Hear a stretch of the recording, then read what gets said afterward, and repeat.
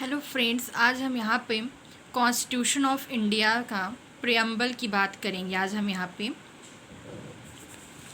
Preamble को पढ़ने से पहले आज हम इसके बारे में पहले कुछ इम्पॉर्टेंट नॉलेज लेते हैं। देखिए, जो प्रियम्बल है, ये प्रियम्बल कहाँ से लिया गया है। प्रियम्बल जो है USA, United state of America की कॉन्स्टिट्यूशन से अडॉप्ट किया गया है। Second cheese, father of preamble किसे माना जाता है। जो हम इंडिया में प्रियम्बल किसने लाया, तो पंडित जवाहरलाल नेहरू लेकर आए। ठीक है, इसमें क्या कहा गया है, we the people of India having solemnly resolved to constitute India into a sovereign, socialist, secular, democratic republic and to secure to all its citizen। इसमें जो कहने का मतलब है be the people of India, यानी कि हम भारत के लोग हैं। और ये सावरिन का मतलब क्या होता है, एक एक वर्ड का मतलब हम समझते चलेंगे। इसमें सावरिन का मतलब होता है कि जो हमारी इंडिया है वो इंटरनली और एक्सटर्नली फ्री होगी, यानी कि इस पर किसी और कंट्री का कोई इंटरफेयर नहीं होगा, कोई और इंडिया का कोई शासन, किसी और कंट्री का शासन हमारी इंडिया में नहीं चलेगा। ठीक है, ये सावरिन है।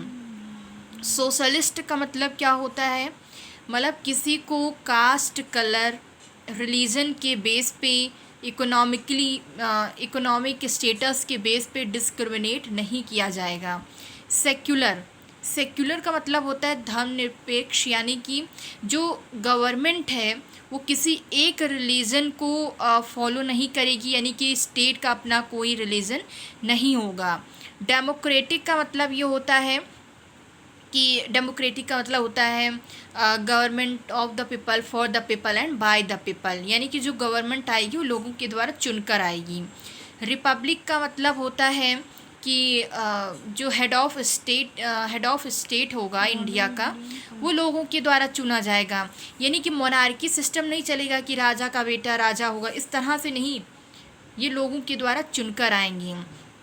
एंड हम हमारे जो सिटीजन्स हैं उन्हें हम सिक्योर करेंगे किस बेस पे, जस्टिस, किस तरह का justice, social, economic and political, liberty of thought, expression, belief, faith and worship, equality of status and of opportunity, and to promote among them all fraternity, assuring the dignity of the individual and the unity of integrity of the nation. In our Constituent Assembly, this 26th day of November 1949, do hereby adopt, enact and give to ourselves this constitution। मतलब कि जो हमारे citizens हैं उन्हें हम social, economic and political justice देंगे, सबको हम थॉट का लिबर्टी देंगे, मतलब आप कुछ भी सोचो, कुछ भी आप एक्सप्रेस करो, बिलीफ, फेथ एंड वर्शिप। ठीक है, equality of status and opportunity, ये सारी चीज़ें हम देंगे। और इसमें जो सबसे इम्पॉर्टेंट, इसमें आप डेट देखें तो 26 नवंबर 1949 है। मतलब ये पूछा जाता है कि प्रियम्बल में कौन सी डेट मेंशन की गई है, तो 26 नवंबर 1949। क्या हुआ था 26 नवंबर 1949 को, इस दिन हमारा कॉन्स्टिट्यूशन अडॉप्ट किया गया था। ठीक है, और फोर्स में कब से आया, 26 जनवरी 1950 से आया। ठीक है, अब इसमें हम बात करें, जो इसमें 3 वर्ड हैं आपके, देखें, सोशलिस्ट, सेक्युलर और इंटेग्रिटी। सोशलिस्ट देखें, सेक्युलर देखें और इंटेग्रिटी देखें। ये 3 वर्ड जब 42nd अमेंडमेंट हुआ था 1976 में, फिर से रिपीट कर रहे हैं, 42nd अमेंडमेंट 1976, तब ये तीनों वर्ड्स ऐड किए गए थे। ठीक है, और किसने कहा था कि preamble is the key of constitution, preamble constitution की चाबी है, इसे कहा था पंडित ठाकुर दास भार्गव ने। ठीक है, क्या प्रियम्बल कॉन्स्टिट्यूशन का पार्ट है?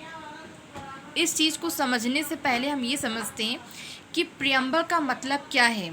देखिए, प्रियम्बल हमारे कॉन्स्टिट्यूशन का एक इंट्रोडक्टरी पार्ट है जो ये बताता है कि हमारा कॉन्स्टिट्यूशन किस लिए बनाया गया है। ये एक इंट्रोडक्टरी पार्ट है उसका, ठीक है। अब क्वेश्चन ये उठता है कि क्या प्रियम्बल कॉन्स्टिट्यूशन का पार्ट है?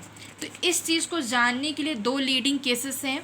पहला है बेरुबारी केस 1960, सेकेंड है केशवानंदा भारती केस 1973।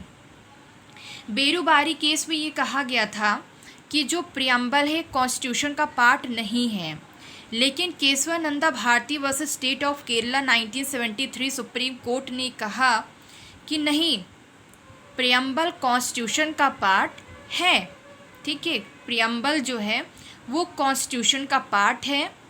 और ये एक ऐसा केस था, मतलब हिस्ट्री में पहला एक ऐसा, इसको आप ज़रूर नोट डाउन करें आप, कि जो Kesavananda Bharati versus state of Kerala के केस में 13 जजों की बेंच ने सुनवाई की थी। 13 जजेस की बेंच बैठी थी, जो एक अपने आप में एक हिस्ट्री है, ठीक है। और उसके बाद आता है सेकंड कि क्या प्रियम्बल में अमेंडमेंट किया जा सकता है। देखिए, वैसे तो केशवानंदा भारती केस में कहा गया, सुप्रीम कोर्ट ने कहा कि हम प्रियम्बल में अमेंडमेंट कर सकते हैं, लेकिन जो उसके बेसिक स्ट्रक्चर हैं उसके साथ कोई भी हम छेड़छाड़ नहीं, मतलब उसको नहीं हटा सकते हैं, ठीक है। और वैसे तो देखा जाए, जब से प्रियम्बल ऐड किया है तब से तो एक ही बार सिर्फ अमेंडमेंट किया गया, 42nd अमेंडमेंट 1976 में, ठीक है। इसीलिए कॉन्स्टिट्यूशन को मिनी कॉन्स्टिट्यूशन भी कहा जाता है, ठीक है। ओके। और अगर हम और बात करें, इसमें सोर्सेस ऑफ कॉन्स्टिट्यूशन की बात करें, तो जो प्रियम्बल है, फंडामेंटल राइट्स हैं, और इंडिपेंडेंट ऑफ जुडिशरी है, जुडिशियल रिव्यू है, president is the supreme commander of armed force, ये सारे जो है वो यूनाइटेड स्टेट ऑफ अमेरिका की कॉन्स्टिट्यूशन से लिया गया है।